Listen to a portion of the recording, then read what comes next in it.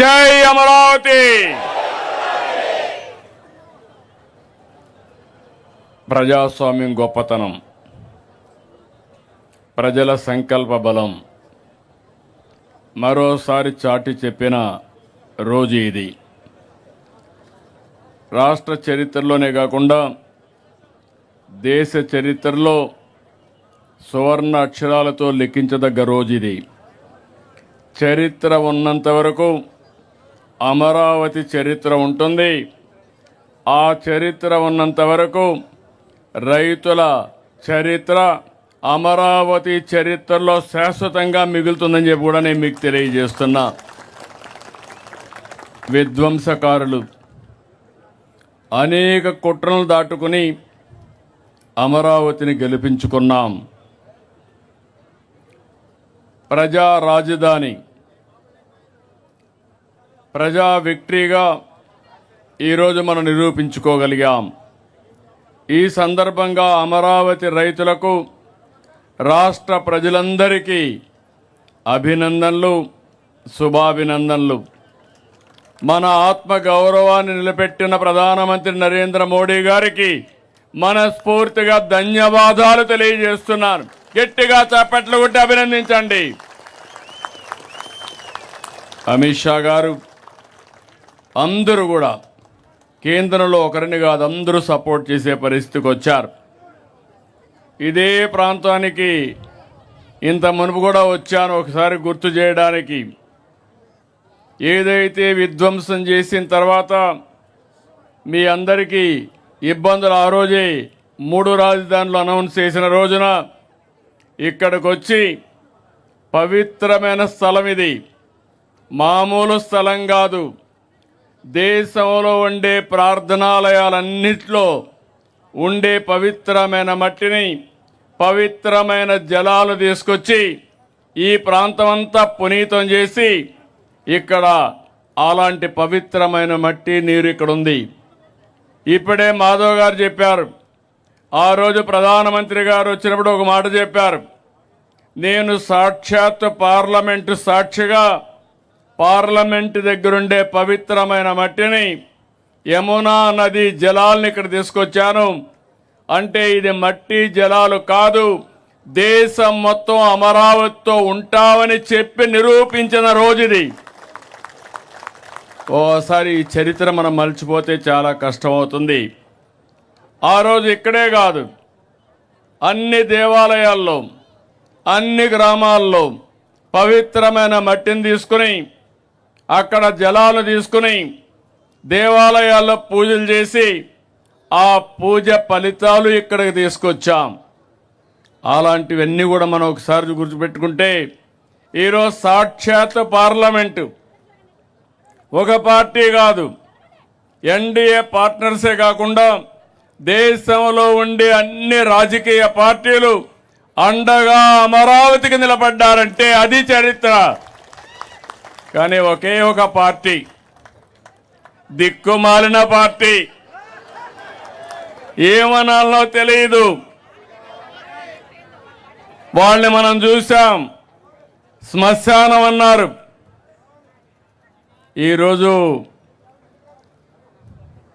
మనం తెలుగు లేని శాసనాన్ని చేసుకునే పరిస్థితికి వచ్చాం. నేను ఎప్పుడూ చెప్పాను, 3 ముక్కలాట చాలా సులభం అనుకున్నారు. ఆ 3 ముక్కలాటతోనే ఏమయ్యారో మీరే చూశారు. అలాంటి జరిగే పరిస్థితి వచ్చింది. ఇలాంటి పవిత్రమైన సందర్భంగా నాకు చాలా భావోద్వేగం ఉంది. మీకు ఒక నమ్మకం, ఇది ఒక రాజధాని అవుతుంది, మీ జీవితాల్లో మంచి కలుగుతుంది.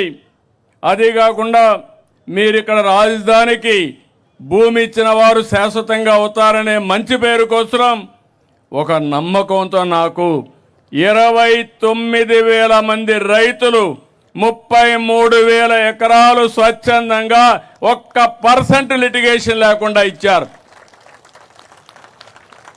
ఆ రోజు ఈరోజు నారాయణ గారు ఇక్కడే ఉన్నారు. చెప్తే మీ దగ్గరకు వచ్చి మాట్లాడి చేశారు. ఇది అమరావతి ఒక క్యాపిటల్ కాదు, ప్రజల ఆత్మ గౌరవానికి చిహ్నం. ఇక్కడే అమరలింగేశ్వరుడు కొలువు, ఇంకో పక్క ప్రసిద్ధ బౌద్ధ స్తూపం, కృష్ణమ్మ తల్లి, దుర్గమ్మ తల్లి. ఇంతమంది అండగా ఉంటే తాత్కాలిక ఇబ్బందులు వస్తాయి కానీ అమరావతికి ఎప్పటికీ అపజయం లేదు. ఇది చరిత్ర. ఆ రోజు కూడా నేను ఆలోచించాను, ఎక్కడ రాజధాని అయితే బాగుంటుందని ఆలోచించాం. నడి బొడ్డున ఒక పక్క దక్షిణ ఆంధ్రప్రదేశ్, ఉత్తర ఆంధ్రప్రదేశ్ రెండు మధ్యలో 12 పార్లమెంట్లు వస్తే రెండు మధ్యలో వచ్చిన పార్లమెంట్ 13వ పార్లమెంట్ ఇది. 33,000 ఎకరాల భూమి, 29 గ్రామాల రైతాంగం. ఆ రోజు ఈరోజు చూస్తున్నాను మీలో ఐకమత్యం. ఈరోజు మనం గెలిచామంటే ఆ ఐకమత్యమే కారణం. అలాంటి ఈ రైతాంగాన్ని, రైతు కూలీలను అభినందిస్తున్నా. 58 రోజుల్లో మొత్తం కలిసి 54,000 ఎకరాలు పూలు చేయగలిగాం. 2019 యామారాం, చీకటి రోజులు ప్రారంభమైనాయి. 3 రాజధానులు, ఇక్కడిని ప్రజావేదికతో విధ్వంసం ప్రారంభమైంది. మా ఆడబిడ్డలను చూశా. చరిత్రలో వీర వనితల గురించి చదువుకున్నాం కానీ ఒక రాణి రుద్రమదేవిని ఇలాంటి వీర వనితల గురించి చదువుకున్నాం కానీ నిజమైన అమరావతి చరిత్రలో మీ ప్రతాపాన్ని చూపించారు, మీ పట్టుదల చూపించారు. నా జీవితంలో ఎప్పుడూ మర్చిపోలేను. ఎన్ని అవమానాలు పడ్డారు నేను చూశా మిమ్మల్ని. ఆ రోజు నేను మా మిస్సెస్ వస్తే, భువనేశ్వర్ గారు వస్తే, మీ యొక్క ఆవేదన చూసి, మీరు చేసిన త్యాగం చూసి ఉన్న పళంగా నాకు కూడా చెప్పలేదు. 2 గాజులుంటే తీసి మీ ఉద్యమానికి సంఘీభావంగా ఇచ్చారు. వారొక్కరే కాదు, చాలామంది ముందుకు వచ్చారు. ఎక్కడెక్కడో ఉండే ఎన్ఆర్ఐస్ ముందుకు వచ్చారు. ఆ రోజు చాలా సమస్యలు వచ్చాయి. ఒక పక్క రైతాంగం భూములు ఇచ్చేశారు, మీకు వ్యవసాయం లేదు, ఆదాయం లేదు, మీకు వచ్చే కవులు కూడా ఇవ్వలేదు. మీరు లీగల్గా పోరాడాలంటే చాలా కష్టం. ఒక పక్క ఉద్యమం, ఒక పక్క జీవనోపాధి, ఇంకో పక్క ఖర్చులు. ఇవన్నీ చూసినప్పుడు చాలా బాధేస్తే నా దగ్గర కూడా ఆ రోజు డబ్బులు లేవు. ఎన్నో సంవత్సరాలు పార్టీని రన్ చేశాను కానీ డబ్బులు లేకపోతే ఎంత ఖర్చు పెట్టాలని నేను కూడా ఖర్చు పెట్టి కడాల జోలి బట్టి వసూలు చేసి స్ఫూర్తిదాయకంగా మీకు అందించాం ఉద్యమానికి. పవన్ కళ్యాణ్ గారిని చూశాను. ముళ్ళ కంచెలేస్తే ముళ్ళ కంచెల్ని ఛేదించుకొని మీరు ఏమన్నా చేయమని మీ దగ్గరకు వచ్చి సంఘీభావాన్ని తెలియజేశారు. బీజేపీ నాయకులను చూశాను, వాళ్ళు అదే మరిగా వచ్చి సంఘీభావాన్ని తెలియజేశారు. ఇప్పుడు కూడా జ్ఞాపకం, న్యాయస్థానం దేవస్థానం, అమరావతి నుంచి అరసువెల్లి వరకు మీ పాదయాత్ర మధ్యలో మీరు ఆపేసే పరిస్థితి నేనే సజెస్ట్ చేశాను. వద్దు, ఇంకా పోవద్దండి, ఈ దుర్మార్గులు ఏం చేస్తారో తెలియదు, మర్యాదగా ఈరోజు ఒక అడుగు తగ్గదాం, రాబోయే రోజుల్లో 10 అడుగు సింహాల మారిగా ముందుకు పోదామని చెప్పా. అది ఈరోజు చూపించాం. అయితే 1631 రోజులు నేను ఒకటే చెప్తున్నా, చరిత్ర పుటలో మీ చరిత్ర కూడా ఉండాలి, మీ త్యాగాలు కూడా ఉండాలి. ల్యాండ్ పూలింగ్ ఇవ్వడం ప్రపంచంలోనే ఎక్కడా లేని స్ఫూర్తి. అలాంటి రాజధాని రాలేనప్పుడు వీరోచితంగా పోరాడి సాధించుకున్న స్ఫూర్తి ఒక్క అమరావతి చరిత్రకే ఉంటుంది. దీంట్లో అనుమానం లేదు. 3 ముక్కలాట చూసిన తర్వాత 2024 ఏకపక్షంగా ఎన్నికలు జరిగాయి. 94% స్ట్రైక్ రేట్ వచ్చింది. గెలిపించిన తర్వాత బాధ్యత పెరిగింది. మళ్ళీ మొదటికొచ్చాం.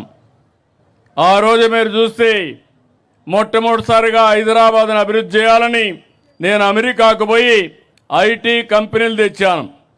ఈసారి ముఖ్యమంత్రి అయిన తర్వాత 14లో నేరుగా సింగపూర్కి వెళ్ళి సింగపూర్ లాంటి సిటీని నిర్మాణం చేయాలి, మీరు నాకు సహాయం చేయమంటే మాస్టర్ ప్లాన్ తయారు చేసి ఇచ్చారు.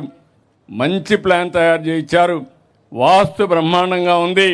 ఎవ్వడు ఏమీ చెయ్యలేడు, ఒక్క ఇంచి కదలపలేరు. సుజావుగా జరుగుతుంది. ఇప్పుడు హామీ ఇస్తున్నా, ఇది ప్రపంచంలోనే ది బెస్ట్ సిటీగా తయారు చేసి జాతికి అంకితం చేస్తాం. ఇది ఒక ప్రపంచ రాజధాని అమరావతి, ఒక ఆదర్శ రాజధాని అమరావతి, తెలుగు జాతికి గుండె అమరావతి, జాతి గౌరవం అమరావతి. అందుకని మళ్ళీ ప్రధానమంత్రి గారు 2 సార్లు రావడం ఎప్పుడూ చూడరనుకుంటాను. అది కూడా ఒక చరిత్ర.